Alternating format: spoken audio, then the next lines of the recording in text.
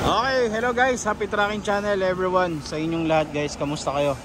Ayun, sakto may nabutan tayo dito 6W F1. Ayan, sa common rail type, no? Bagong dating guys. Ayan, nasa kanan pa ang manubela. Oh, ganda.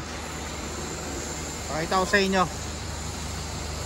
Sakto nagbababa, nag-unload. Oh, pakita ko sa inyo.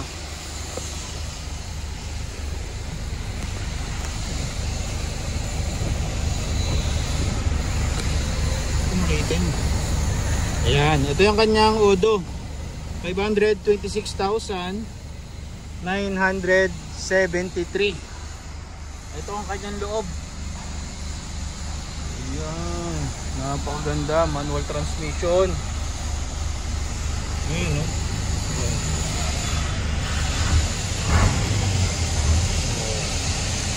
Ganda pa ng response ng RPM nya, responsive pa talaga, no? So hindi lang muna kasi natin may galaw dahil nga nag-ooperate sila ngayon. Nagbababa sila ng nag-unload sila ng laman ng truck. Yan, kung naririnig nyo guys, nag-unload sila ng forward na wing van. Ang haba nito, medyo may kahabaan to, mga nasa 22 siguro to. Ayan, o. And para siyang inline, no? Ganda, o. Solid.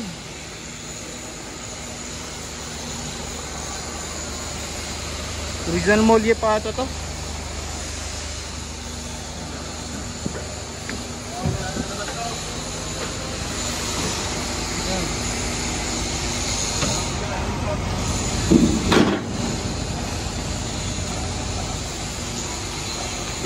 With type flooring.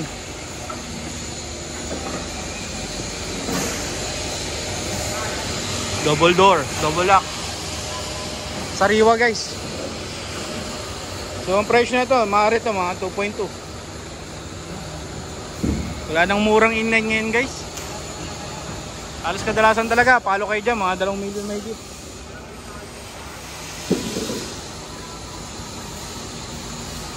Parang pogi.